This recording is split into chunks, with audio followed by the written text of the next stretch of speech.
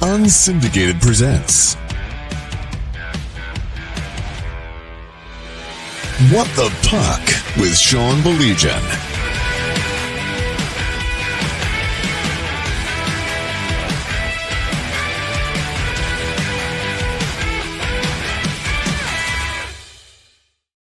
Is up. Glad you could join us. Hubie's going to let us know if we have sound. I have no idea if we have sound right now. So, Hubie, do we have sound? That's the biggest question right now. All right, not coming up yet. Let's see. Yeah, it's not coming up. Oh, that's interesting. That's very interesting. Well, maybe, you know what, maybe we can do right now is you guys. Oh, the sound is good. Hi, David. I have no idea where it's coming up, but you guys can tell us where it's coming up, and that's pretty cool. But anyway, how you guys doing? End of the first period. Fellas, where did you find it? Was it on What the Puck? Okay, yeah, cool. End of the first period of what was, I think we would all agree, as we were talking about it during the first period, kind of a boring first period. Is that the best way to say it? A boring first period, right? That's a consensus. Yes, it was. Yeah, no doubt about it. He's the coach, Hubie. We're all here. Guys, overall, not just this series, but overall thoughts on this second round right now. I'm going to start with Toronto. Toronto's looked so good. They have. Let's give credit to where credit is due. Most definitely. They were this close to putting Florida away last night, and I think they let the monster off. I really do. They did. For now, they let him back in for, one game. Like we said at the whole start of this whole playoff barbecue stuff, Florida has got to be getting tired. All the extra games they played the past few years, kind of like the Wings did at that one stretch. But maybe last night inject a little bit of enthusiasm in them. Yeah, I mean, I've been impressed with Toronto just like game two. Every time Florida scored, they responded. Yes, yes, it's huge. It's crazy. Something you never saw over these years with Toronto. They always just wilted. And let's be honest, it's with their backup goaltender too. I mean, there's no idea when Stolars is going to be back. Like they said he wasn't traveling to Florida. Does that mean that he's going to be good to go by game 5? I don't know. But that's going to be awesome. Some comments already. Sound good. Good evening, guys. You guys are on Facebook. Thank you. Yeah, for some reason it's not coming up on my thing, and that's okay. That backhand was wicked. I couldn't believe they let Florida back in. And they did. And Florida is alive and well. I think that is anybody's – seriously, that is anybody's series right now. I don't think there's any two ways about that. I still can't, for the life of me, I can't count out Florida. I can't. I just can't. I'm sorry. Been there, done that. And as we were talking about outside as we were eating our food, more on that in a second, the physical toll that they're exacting on Toronto it remains to be seen. You know what I mean? It remains to be seen. It's crazy. I mean, I can't imagine what these guys feel like every night after the game, the next day. They come to skate the next day just to get the soreness out. And then they just quick 45-minute skate, maybe an hour, and get out of there and go relax. Just kind of do what they want to do to get that soreness away. I think that's part of why we think Florida will run out of gas eventually. That style they play. You're going 3 years in a row, playoff run. When does it happen? Just like Tampa 2 years ago against Colorado. Yeah. Yep. That's exactly.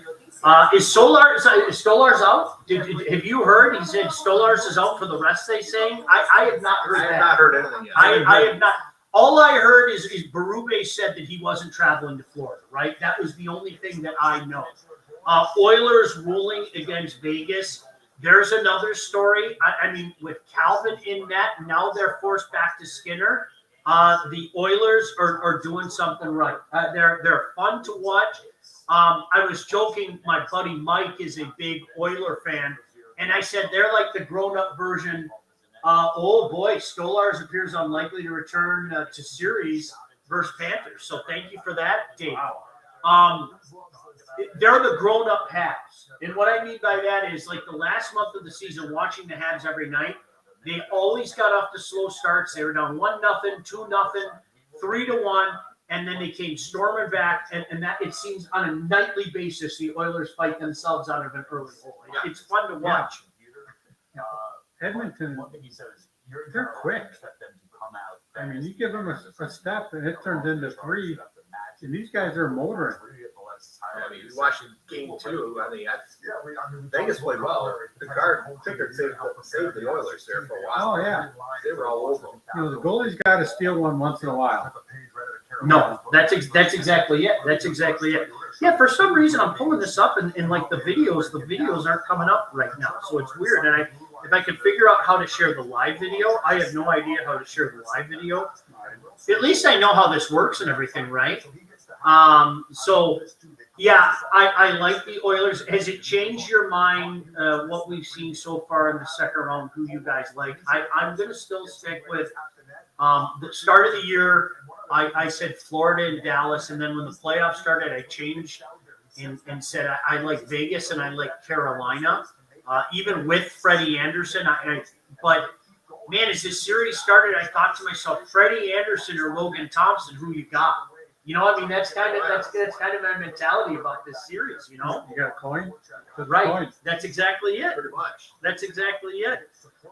So one of the things we're going to get into the Griffins in a second, and I think everybody should be a little concerned about what happened to the Griffins, in particular what happened to it.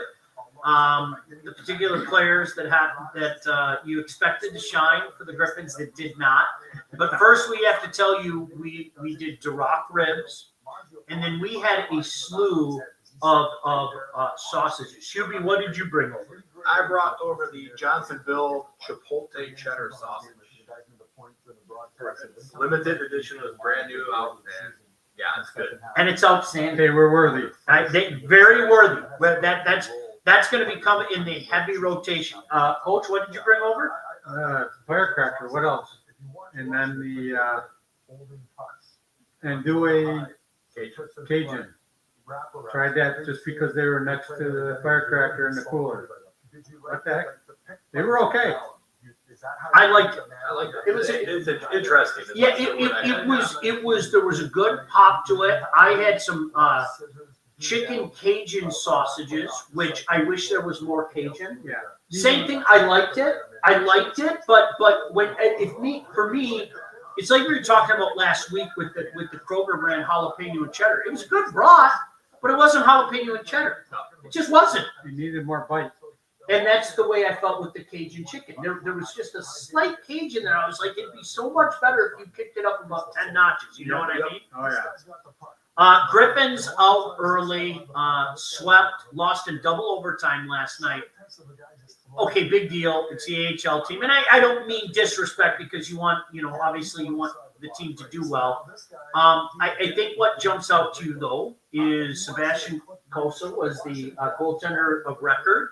And it wasn't very impressive. It was not very impressive. All 4 games. Yep. I mean, the goaltender's got, like I said, got to steal one. You know, you steal one, it gives your team that much more confidence. Evidently, it didn't happen. You know, double overtime, sure, almost don't count. It really is one of those things right now, Hubie, where I will say this again: the Red Wings are stuck in such a peculiar position. Because you're kidding yourself if you don't say there's a lot of good talent. There's a lot of good talent. There just isn't enough of it yet, and there isn't a great yet. You know, that's basically where I look at where the Red Wings are at right now. Totally. You know? Yeah. I mean, prime example. You're talking about goalie. We're talking about outside. Primo lost the game in Laval. What happened? Fowler comes in. Boom. He brought it up. I'm just bringing it up. Yeah, we're talking about goalies. He's playing the role of Mike Iavasile right now. He really is, because everybody's going to call me a hab slappy. And you know what? I am. Forgive me. I am at the point now where I'm willing to say they are very, very close. They are very, very, very, very close. And it's nice, to your point, that Caden Primo, who was unbelievable in the AHL this year, he really was.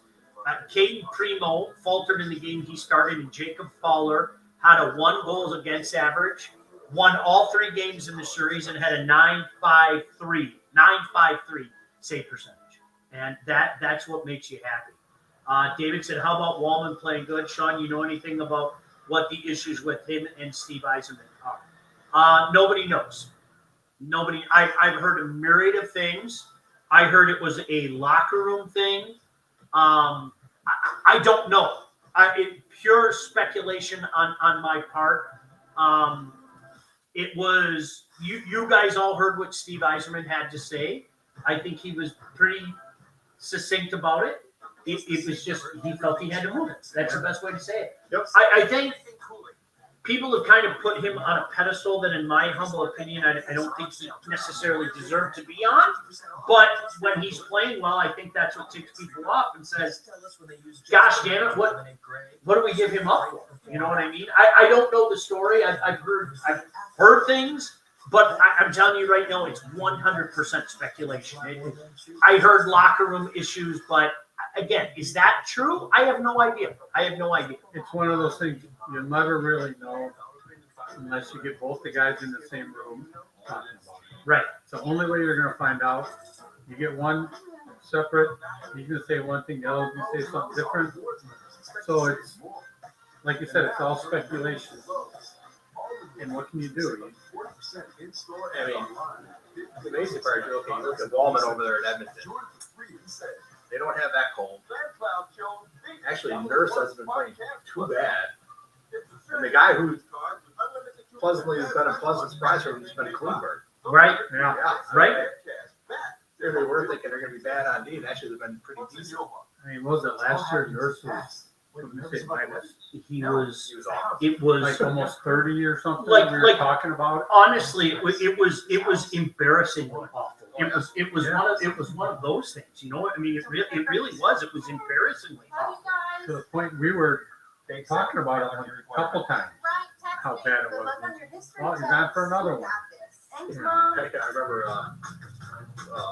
Oilers fan Mike was over here, and just every time he was on the ice, just oh my god.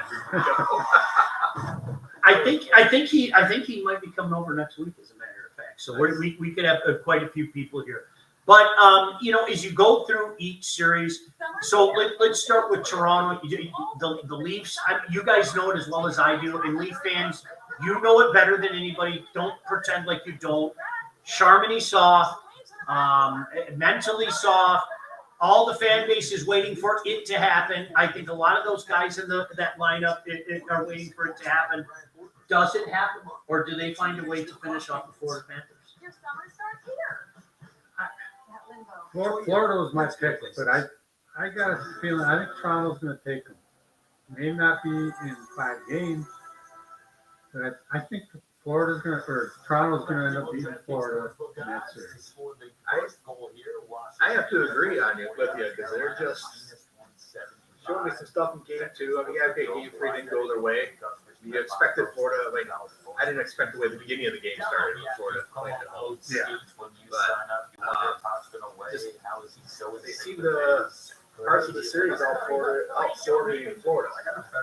There's other parts where they look like Leafs. And I just think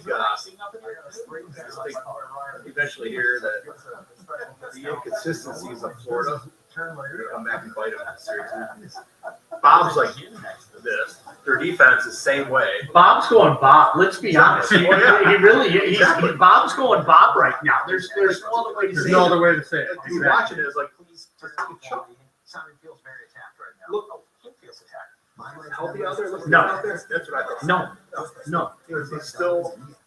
They got lucky first round. They played an uninspired Tampa team that didn't want to hear it. It looked like. Yeah. You know, Kachuk, Mike even brought that up last week. Kachuk's not, I don't think he's 100%, and he's just not playing the way he plays. Yeah. Wasn't it great watching Marshawn go Marshawn? I don't know why. It was. I didn't like it when it was with the Bruins because I fucking hate the Bruins so much. But when it was with Florida, it was like, okay, it's kind of funny now, and maybe it's because it's who it's against as well. If I'm being perfectly honest, but obviously got a gift last night, so that's a fantastic thing. Tom asked how the ribs were. I'm going to let you guys answer that, okay? Good, very good. I cannot say enough about the ribs. He says, here, try this, as he cuts into it, and it's constantly from hand to mouth. Just, I said, we better get here quick. That's all I know. Well, I missed it last week. Mike is watching. Mike said, you guys need to turn the TV down. Thank you, Mike. Thanks, Mike. Appreciate it. Well, we miss you, Mike. We'll see you next week. I was telling you guys, seriously, I don't want to make an overstatement. I'm not sure I'll buy a regular rack of ribs again. Like, I'm serious. That's how much I love the Duroc ribs. It's an easy, I don't have to worry about 3, 2, 1. I don't have to worry. It's that fine line between, I've always said, I don't want fall off the bone ribs. No. I don't. If I want fall off the bone ribs, I'll just do a fucking pork butt. Like, there's my fault. I want a little pull, and it's that fine line between a little pull and being tender. That's the thing about Durocs. That's Hubie. What'd you think? They're very good. I love them. They were awesome, and I saw them in the store like after last week when I was over, and you guys were talking about them. I was surprised about how small they were because I'm looking for this big rack of ribs, and yeah, they were good, very good. Yeah, I love them. Pork chops thick with hot cherry peppers and sour cream. Oh, baby. That sounds good. That sounds good. That sounds good, Dave. No doubt about that. I think Florida's going to come back and win the series. I do. I truly do. I think a lot of things are wouldn't surprise me. I think the physicality is starting to get to Toronto. I think the wall factor is something that's in Florida's thing. I'm going to say it again. I know I said it last week. I think if Toronto wins this series, they're going to beat either Carolina or Washington. I do. What are the chances, do you think, that I was going to bring it up, and I thought I might get thrown out of here, or you might just pull the cord on this thing? No. An all-Canadian final. It would be unbelievable. Could you imagine? Edmonton? Oh, my gosh. Edmonton or Winnipeg. Yeah. Winnipeg plays like they did last night. Winnipeg looked really good last night. Yeah. Really good last night. You know? And that's against Dallas. And that's who I picked, Dallas. I did at the beginning of the year. Yeah, I picked Dallas at the beginning of the year. Holy cow, they play like that. Dallas is in big time trouble. Rantanen just took a night off. Yeah, right? Jeez, Pete. Has he been on fire or what? Unbelievable. That game one. I mean, you do what you did. You became a superhero last week in the third period. I mean, game 7, you do something like that. We are going to be telling tales of you for the rest of our days. You know how hockey fans are. Oh, remember when this happened? Well, like, honestly, I think we'll be talking about what Rantanen did, even with it being the first round. You know, to do what he did in that third period is absurd. And then to follow it up the way he did the other day was unbelievable. But at some point in time, you know, it's interesting because here we go again. Both Winnipeg and Maple Leaf have this long-standing narrative. And you want to talk about a golden opportunity to do it? Could you imagine that? A Winnipeg-Toronto final? Oh my gosh, would that be unfreaking believable? So second period about to begin. Washington. What's your thoughts on this series? This is a 6-1, half a dozen of the other series so far as I'm concerned. These are two very evenly matched teams. And although I picked Carolina, I didn't like this matchup for them because as well as Logan Thompson played in the first round, I thought advantage Washington. Freddie hasn't been bad. Freddie has not been bad. Not at all. He's matched Thompson right, save for save. Yeah. So it'll be interesting to see what happens. Of course, later on tonight, there's another game, and obviously the boys, you're more than welcome to stick around for that. Knights and Oilers, I don't know what to expect from that series. Back to Skinner. Before you laugh, do you guys all remember what happened last year? Like, seriously, do you all remember what happened last year? I mean, Skinner got on a heater, and I mean, they played so well, and all jokes aside, they don't make it to the finals without Skinner. I still like Vegas in that series, but anybody that thinks Edmonton doesn't have a chance to win is out of their mind. Oh, they're nuts. To me, that's still a toss-up either way. Edmonton's getting on the Skinner train again, and he proved last year that he can carry on. So why not have it happen again?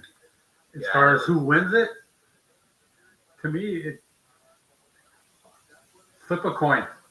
What's your brother think? He's an Oiler fan. Have you talked to Jess about it? He thought they were going out in 5 or 6 games against the Kings, and that was before the series. The series started because all the injuries and that team hadn't really played together. And when it was 0-2, he was like, and they were down game 3. He's like, okay, that's pretty much what I expected. And he was actually surprised they pulled that series out 4 straight. And he's still stunned that they've now ripped off 6 straight. Yeah. And you figure the other day is 97-29 didn't play well, I thought, that night against the game 2 in Vegas. I mean, they closed it out. No. I mean, you made Jack Eichel look like he's never skated backwards in your life, but That's crazy. I need to bring this up, and I say this with respect, okay? Austin Matthews is a tremendous player. Austin Matthews is a guy that you would take him on your team any day of the week, okay? But narratives exist for a reason, all right? Are we getting close to the point where this is what Austin Matthews is? He's a yay, hooray. He's going to put up some cute points in the regular season, but come playoff time, you can't expect much. Are we getting close to that point? I think he's going to change it this year. Okay. I think he's been more involved so far, and I think he's showing that he's ready to take that next step. And I think it's going to be this year.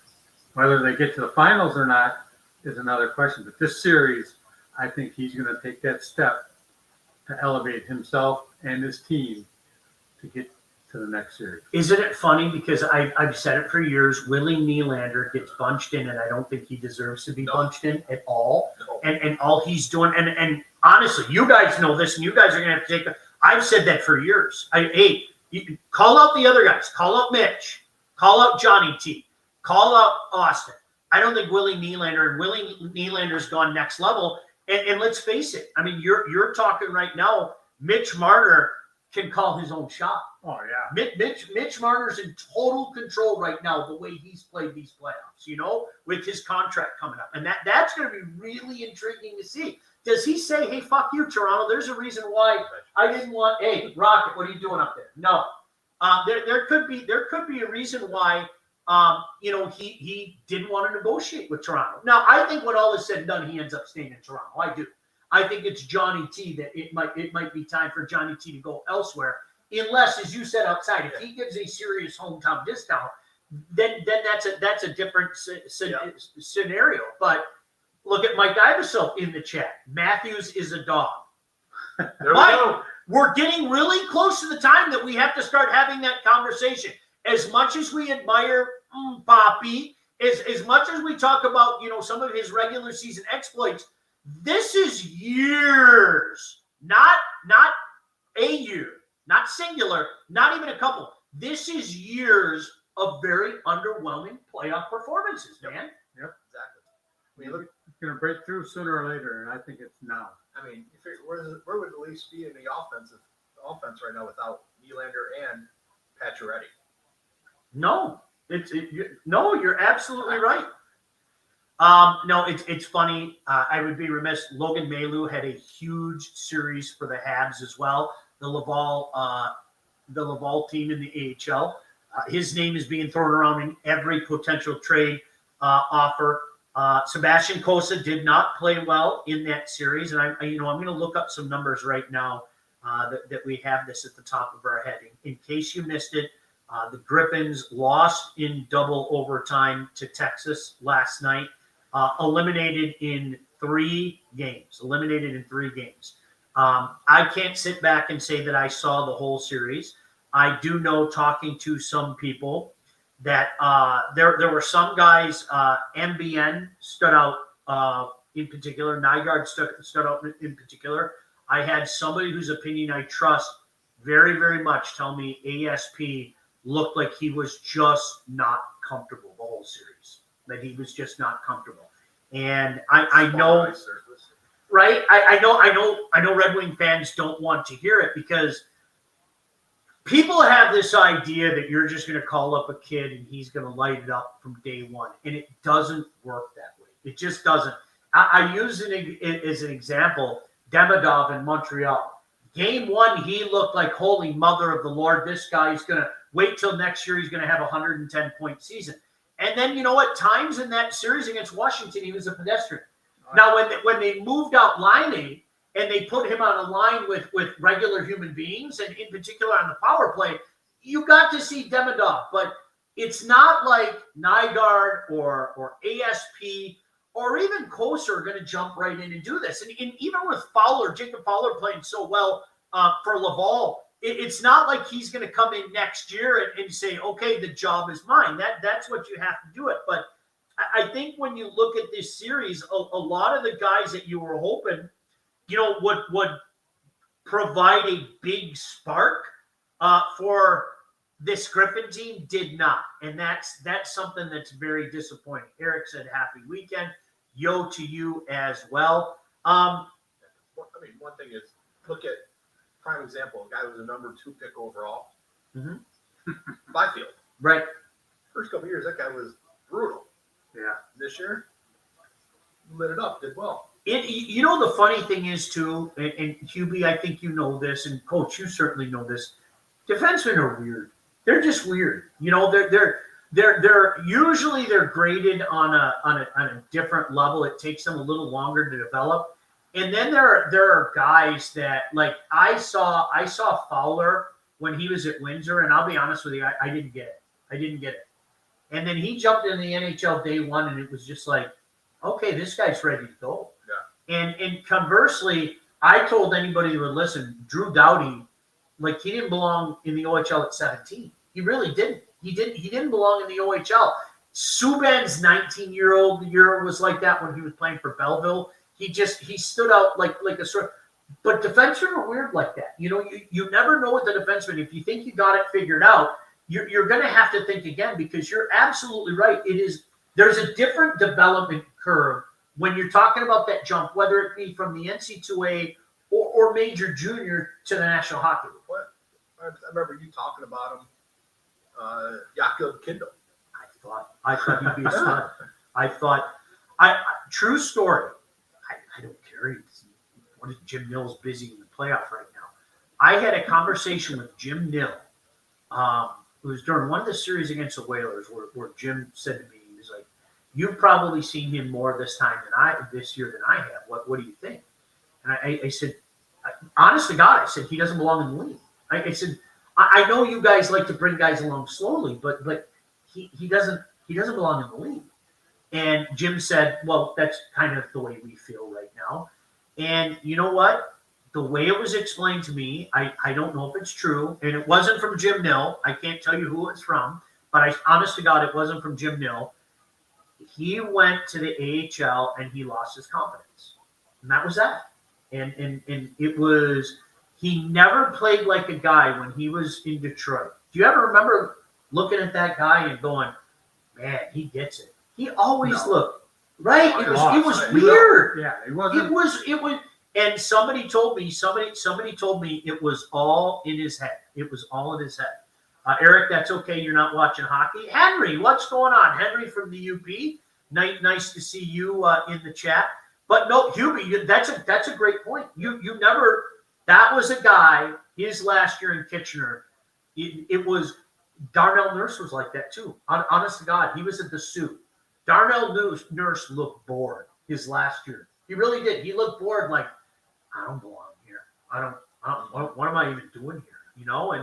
And defensemen, you ask any scout this. This isn't me talking. This isn't coach talking. This isn't UB talking.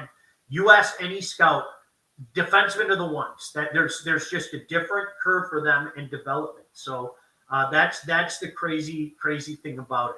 All right, still no score in this game, and although we haven't been watching intently because we're busy bullshitting, it continues to be an incredibly boring series. It is. It's nothing. I mean, nothing's made us scream out at the TV or anything. You've had maybe 2 chances on each side, 2 legit chances. Yeah. But other than that, it's Ovi had that opportunity in tight. Yeah. But other than that, it's just neutral zone, dump and chase, whatever. And maybe this is the year Carolina puts it together. I've been one of those guys. You look at their teams the last 5 years, but it seems like the only thing missing is a goaltender. And if Freddie can play as well as he can, man, who knows? Maybe this is the year, because I don't care what anybody says. I think this shit's wide open right now. I really do. Totally. There's not one team I look at right now and go, woo! There's not one team that I look at. Of the 8 teams left, you can pick any of them. Oh, yeah. On any given day. I think the 2 teams now with the pedigree, the been there, done that, for me, stand out. Vegas still has that deep and big defense score that has a tendency to wear you down. And obviously Florida, again, reports of their demise are greatly exaggerated. They seem to have gas. They maybe found new life last night. Let's see. Toronto comes back and makes that a 3-1 series. I think that shit's done. But that'll be interesting. That'll be interesting to see what's going on. All right. So next week, I think we're going to have a full basement, like a really full basement. Mike couldn't be with us. Mike was in Nashville watching Pearl Jam. Mike, I hope it was a great show. Actually, I know it was a great show because you told me that. I just have to say that for the benefit of everybody else out there. Hubie and Hunter, hope you guys are here. We might have a legend down here in Jim Friel. Yes, from Friel's Market up in Tawas, and my buddy Mike, the Oiler fan, might be here as well. We're going to get back to the game. I think I have another taller and a dip to put in, but any last thoughts before we get out of here, fellas? No, not about this. Hey, I just want to wish my granddaughter all the best. There you go. I like that. Jordan and Marcus, she'll do fine. Absolutely, Jordan and Marcus. Senna, you got this. Adorable picture. He just showed me a picture. Hubie, any final thoughts? Hopefully this game picks up. I doubt it, but I think we'll have a good one in Edmonton tonight. You know what? We'll all be asleep pretty soon if this game doesn't pick up. I was going to say, it might not be a bad thing to have a group nap here so we can stay up later for the later one, right? With all the sausages and the ribs we ate, that might be it. God. Hey, thanks you guys for checking in. Definitely we'll talk to you again soon. God bless you. Keep hope alive. Now watch this. I'm gonna hit end stream and let's see if I can get it right. Bye. What the Puck with Sean Baligian. Executive produced by Sean Baligian and Todd Losey. Theme song, incidental music, and related sound effects are from Always Pushing Forward by Elliot Middleton. Engineering, mixing, and graphic design support provided by the Unsyndicated Podcast team. Don't forget to like and subscribe on all your favorite channels. While you're there, be sure to rate and review the podcast. Got something to say to Sean? Call the Unsyndicated hotline at 248-237-3257.